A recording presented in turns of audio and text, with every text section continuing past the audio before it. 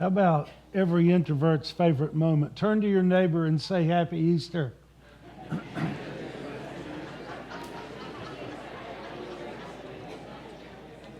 And some of you just glared at me when I said that. Happy Easter, Randy. Thank you. Happy Easter. You know, if there are any heroes in the whole of the Easter story, the whole of the Passion story, you know, from betrayal to arrest to trial to the scourgings to the crucifixion to the burial, if there are any heroes, if there's any heroic behavior at all in this story, it belongs to the women. It does. I mean, go read the Easter stories. It belongs to the women disciples, hands down. Ladies, kudos. We probably wouldn't have a church for the last 2,000 years were it not for you. The male disciples, the apostles, betrayed him, denied him, abandoned him, and hid. And maybe it's understandable that they did that. I don't know, but I can guarantee it is unattractive. When Jesus needed them the most, they left him all alone. Not the women. Not the women. They stayed close by. They watched at first from a distance, and then moving ever closer to Jesus, it was the ladies who stayed when he was crucified. They saw his hands nailed to the cross. They saw his feet nailed to the cross. They saw him lifted up, and they saw him suffer to catch a breath. They saw him die. They watched as the spear was rammed into his side. They were close enough to have had a conversation with him, and did, very briefly, a conversation. They were there and they heard Jesus say, "It is finished." And they watched him be brought down, lifeless, from the cross. By God's grace, the men will make a recovery. Okay, they will. The men bounced back and they lived amazing lives. All but one chose martyrdom over denying their faith, and the one that didn't choose martyrdom lived to be an old man, the Apostle John. But they all died for their faith, essentially. But today, right now, the Easter story, the story about going to the tomb, this is a focus on faithful, fearless female followers. That's a lot of F's. I had to pick a letter of the alphabet I was familiar with. Because the men are nowhere to be found. They're gone. They're not here. And so these women show up. And just like the men, I'm certain, emotionally destroyed, sleep deprived. They had to wait for the Sabbath to be over before they could properly attend to the body of Jesus. And don't you just know that Saturday wait was defeat, depression, despair.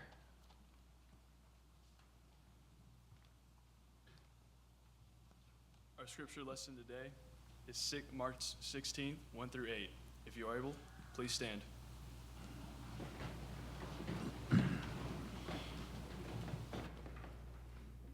When the Sabbath was over, Mary Magdalene, Mary the mother of James, and Salome bought spices so that they may go anoint Jesus' body. Very early on the first day of the week, just after sunrise, they were on their way to the tomb, and they asked each other, "Who will roll away the stone from the entrance of the tomb?" But when they looked, they saw that the stone, which was very large, had been rolled away. As they entered the tomb, they saw a man dressed in a white robe sitting on the right side, and they were alarmed. "Don't be alarmed," he said. "You are looking for Jesus the Nazarene, who was crucified. He has risen. He is not here. See the place where they laid him. But go tell his disciples and Peter, he is going ahead of you into Galilee. There you will see him just as he told you." Trembling and bewildered, the women went out and fled from the tomb. They said nothing to anyone because they were afraid. May God bless this reading of his word. Please be seated.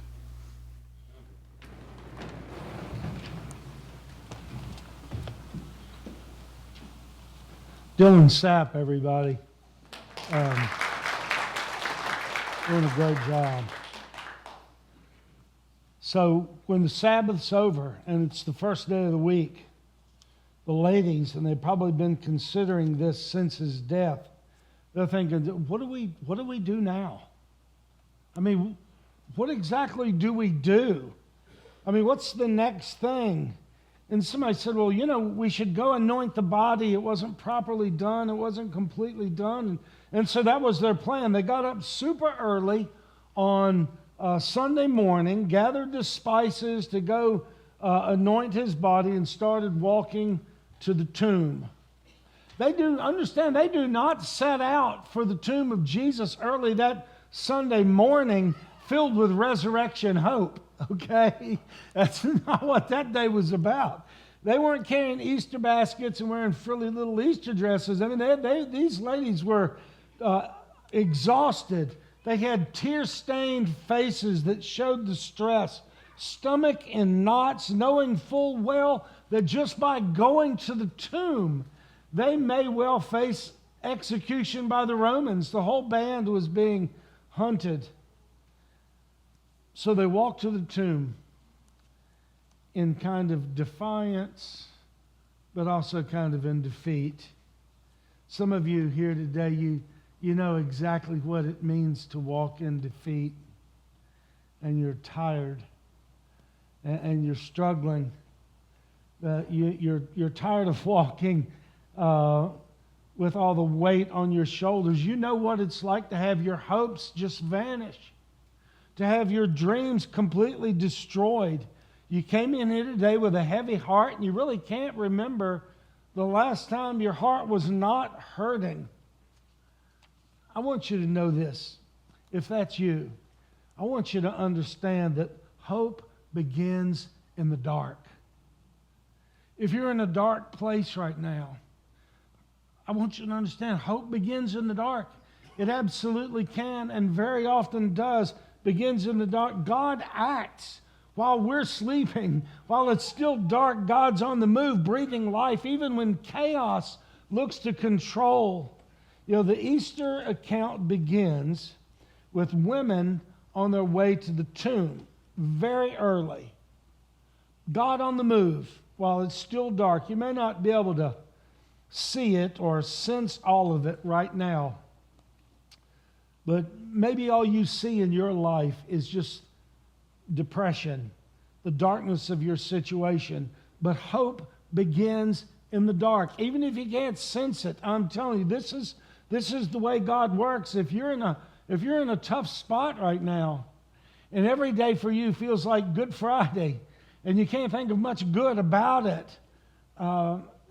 God really does begin when it's dark. Maybe for you it's a disease or financial troubles or addiction. Maybe it's a relationship, a child of yours that's kind of gone off course. Maybe it's a darkness of spirit that's inside of you right now. But God works in the darkness. While it was still dark to everyone else, God was already breaking through. God is busy bringing a new day. And He will lift you, and He will lift your spirits. It's coming. It's coming. God very often changes things when we're at our darkest hour. You may remember one gospel writer records of this morning that the women went to the tomb while it was still dark. Still dark. They set out for the tomb. Mark says it's right after sunrise. Still dark right after sunrise. Who's right? Which one of them's right? My wife and I, we have this really good friend who comes over to our house pretty regularly, and she doesn't love driving at night. I mean, she just doesn't love driving at night. And she was over there not too long ago. She was leaving, and so I just volunteered, let me drive you home. Let me just drive you home. And actually what I said was, hey, it's dark. That was probably offensive. I said, hey, it's dark. Let me drive you home. Why don't you let me? And she said, it's not dark yet. I have a few minutes. It's not dark. I've got to. She wasn't wrong, but neither was I. You see, we were differentiating between pitch black and charcoal gray. And that's the truth. It wasn't totally dark, but it was dark-ish, kind of. Something like that, I think, is going on early on Sunday morning when the women head to the tomb. One gospel says dark, the others, also correct, say it was right after sunrise. It's probably just peeking over the horizon. Who knows? Maybe it was overcast that morning. I don't know. But these women are up early, and they're together, and they're gathering everything they need for one last time in their minds, one last time to serve Jesus. But in turning toward him, in moving toward him to serve him, I want you to see this. In their darkness, hope had already begun. They don't know it yet, but in their darkness, hope has already started. These women understand where they are, no less than the men. They bet their entire lives on Jesus. I mean, they followed him around just like the men did. They camped with the men. They were all with Jesus all the time. They were there when Jesus said, "Lazarus, come out." And they saw the formerly dead man walk out of the tomb. They were there by the Sea of Galilee when a little boy brought 5 loaves and 2 fishes so that they could feed thousands. And they're going, how's this going to work out? And he did.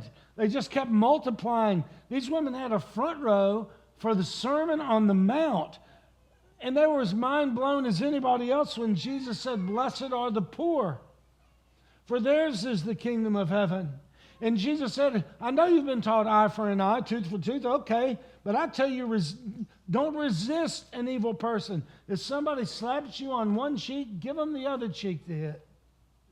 They were there when Jesus spoke back to the Pharisees and said, "You know what? Give Caesar what belongs to Caesar. Give God what belongs to God." This had been their life, no less than the men, and in some ways more than the men. Because the men always had a way to fall back on something. If women all of a sudden find themselves single and unemployed, I mean, you can use your imagination, but it was a hard life. 3 years, this had been their life, following Jesus. They thought it would be their lives for the rest of their lives. And now he's dead. What now? So many questions. But here's the truth, and this is what I love about this story. The ladies just carried on. I mean, they just kept going. They continued. They went and did what they knew to do. Hope begins in the dark. I mean, hope starts right here. Here's where Mark's gospel relays a really interesting detail. I love this detail. I think it's great. On their way to the tomb, they're probably discussing what they have to do or how horrible this is and all this sort of stuff. And then one of them says to the group, "Who will roll the stone away from the entrance to the tomb?" And I bet they all go, "I hadn't even thought of this. I hadn't even thought of the stone." I mean, they knew it was there, and they knew these things were massive, and they were. They were at least 2,000 pounds. They were huge. Small openings generally to the tombs, and they had massive stones in front of them, and then it would be sealed. And the women start to worry, it's too big. We'll never be able to budge this thing. Who's going to roll away the stone? And we can forgive them, I think, for not thinking about this, I mean, they were exhausted. They were under great stress, emotions just swirling. Their best friend, the one they had put their hopes in, was dead and gone, something so horrific that they couldn't even imagine it before. Imagine they had anger at the people who had done such a beautiful thing, disappointment at the friends who had run while they stayed. But most of all, they are facing soul-crushing defeat and grief, lost hope, just gone. With all of that, if they didn't plan ahead and think about the stone, I can cut them a little slack. After all, they're going to do what they could do, just a little dignity for the body of Jesus. And what I love about them even more, as they're walking along and somebody says, "Hey, what are we going to do about this stone? Who's going to roll it away for us?" They asked the question, but that didn't stop them. That didn't stop them. The women didn't turn back. They loved Jesus. and they wanted to be near him. And I got to tell you, they humble me.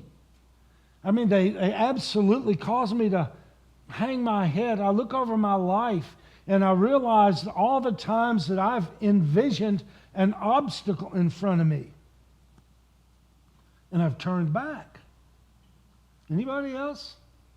I mean, I've turned back. Let it stop me from what I set out to do. Excuse me. I know that some of you here today are just like that.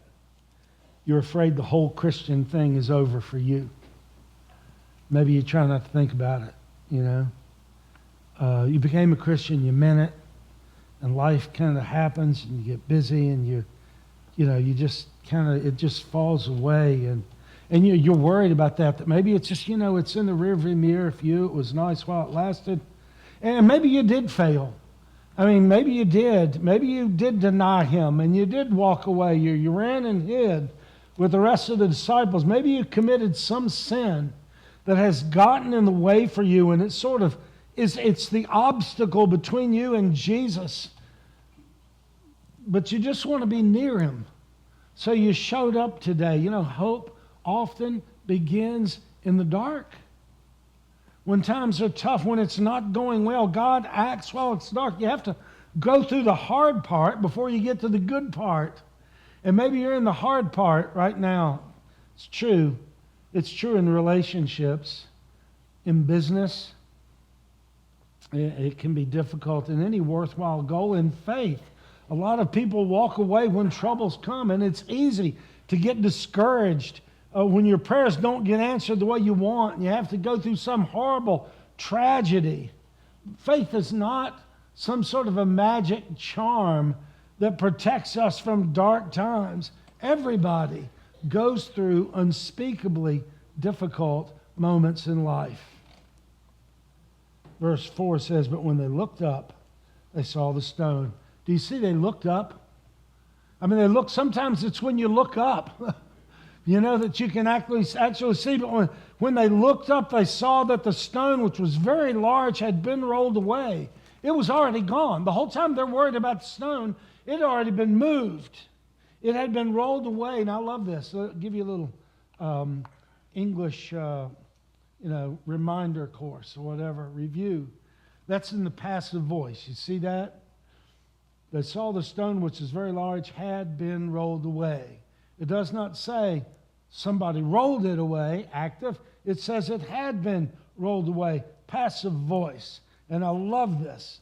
The obstacle that they'd been concerned about was gone, and God had rolled it away. Scholars recognize this as a divine passive.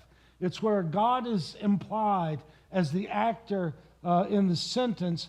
God had been operating in the darkness. While we worry, God works.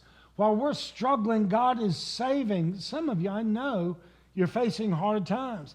You're not sure how you're going to get through it. Maybe you got a child that's ill, or it's kind of gone off on their own and it's not going well, and you've got financial strain. Maybe your marriage needs to see the stone be rolled away, or maybe your finances are in that way, in that shape, or maybe you've got your own personal health crisis and you still have fear in your heart. Something needs to be rolled away, and you're kind of desperate and you feel like there's nothing you can do. But I'm telling you, the power of the resurrection can do this. This is where we need to remember, you and I, whenever we face the huge obstacle, the boulder we can't budge, the stone may be heavy, but it's no match for heaven. Whatever's in your life, it may be way beyond your capacity, but it's not beyond God's. He walks on the water. He parts the seas. He heals the broken. He speaks the world into being. He stills the storm, raises the dead.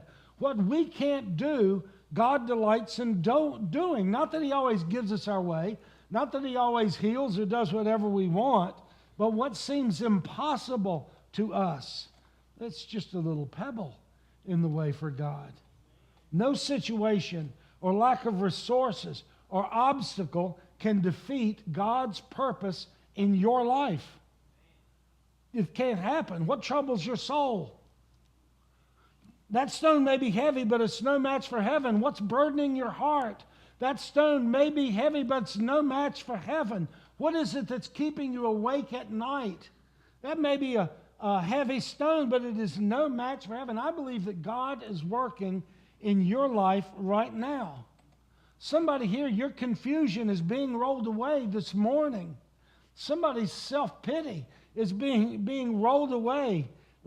Somebody's anger, somebody's frustration, scars from betrayal. God is rolling that stone away. It may be heavy. It may be too heavy for you, but it's no match for heaven. So they get to the tomb. They see the stone rolled away. They go inside. Don't be alarmed, the young man in white says. You're looking for Jesus, the Nazarene who was crucified. He has risen. He's not here. See the place where they laid him. But go and tell the disciples and Peter, he's going ahead of you into Galilee. There you'll see him, just as he told you. Mentions Peter, the disciples and Peter. Why Peter? Why? Well, you know why. The ones who fall the farthest need the most. They need the most help. They need it the most. And maybe that's it. But I think Peter really stands for all of us. It's not like we get to stand by and go, oh, poor Peter. We look at Peter, we're looking in the mirror. That's you who wandered away. That's you who denied him. It's me. We've done this. And he calls our name. He says, tell the disciples and Randy. Tell the disciples and Charlie. Tell the disciples and Michael. Tell the disciples and Luann and Carrie. Tell the disciples, he's going to meet you. He'll go ahead of you, and he's going to be there just like he promised. Man, we need to hear that. The stone may be heavy, the stone of guilt or failure or whatever it is, but it is no match for heaven. Darkness doesn't defeat our hope. That's where our hope begins. And Peter, well, he's still in the darkness. He can still hear his own denial of truth, and that's a heavy stone. He needs to hear that Jesus loves him and that he welcomes him. He needs to hear his voice, his name called.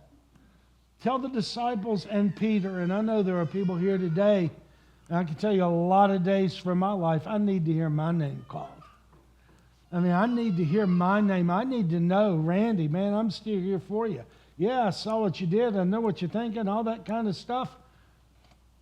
But you're still mine, and I'm still yours.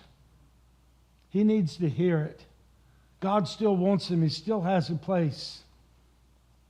Listen, friends, God's not done with you. He is absolutely not given up. He's not done. And there's really not a whole lot for you to do. There just really isn't a whole lot for you to do except to receive the good news and trust in the God who speaks it. Receive the good news. Believe that this Jesus who died and was buried and was raised from the dead did it for you. Amen. With you in mind. He did it to save your life, your soul. It's almost like God's holding out a gift to you. And the gift has your name on it. And inside the package is forgiveness of all your sins, past, present, future. And inside that package, along with the forgiveness, is a relationship with God. But you know what? It's not your gift until you take it, until you receive it, until you open it, until you come to the place of trusting in Him. I don't know if you've ever heard of a guy named Harry Denman. If you read history of missionaries, you might have. But he was a missionary a few generations ago, and one day, as a part of his duties, he went to the hospital to see a woman who was there. She was a Christian woman. He had known her a while, and she was terrified. She had great faith, but it was wavering. Her courage is evaporating, and she knows. She can barely speak. She can barely breathe. She can't walk. They've told her.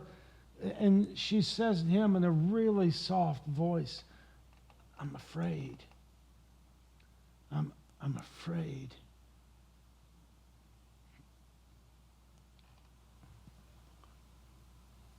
Will he really want me? Denman held her hands as he sat by her bed, and he bowed his head and he prayed. And when he lifted his head and was done praying, he got really close to her ear. And he said, I talked with Papa. He said, it's okay for you to come home now. God will always have a place for you. If you'll turn toward him, he'll never turn his back on you. He'll always welcome you. He is waiting, and he wants to welcome you. One night, a house caught on fire, and a little boy escaped out the window and onto the roof. The father had been downstairs, and he'd heard everybody yelling. He couldn't tell where they were, and he ran out the door, and he immediately looks back at the house and sees his son up on the roof. Well, he looks, and smoke everywhere, and flames starting to peek out of the windows, and you know, he yells at the boy, says, "Jump, jump!" And the boy's terrified. He just couldn't see his dad at this point. The smoke was just engulfing him, and he was terrified. And the father, realizing the desperation of the moment, he says, "Jump, jump now." And the boy says, "Daddy, I can't see you." And the father replied, "I know, son, but I can see you, and I will catch you."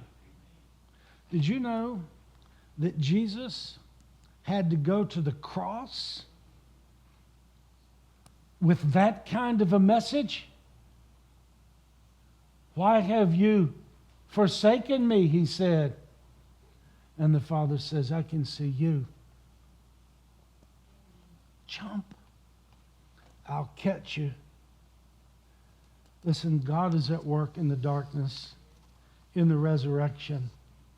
Death has been defeated, and we have no reason to worry. But God wants us to trust him. I don't know what he's wanting you to trust him with. Maybe it is with your eternal soul, and you need to turn toward Jesus today. We'd love to help you do that. Maybe it's just to turn back toward him. You wandered off. You done a few things. Maybe you're not proud of them, whatever they are, and God's calling to you today. I want you to hear him. Papa has said it's okay. He's got a place for you. You can trust him.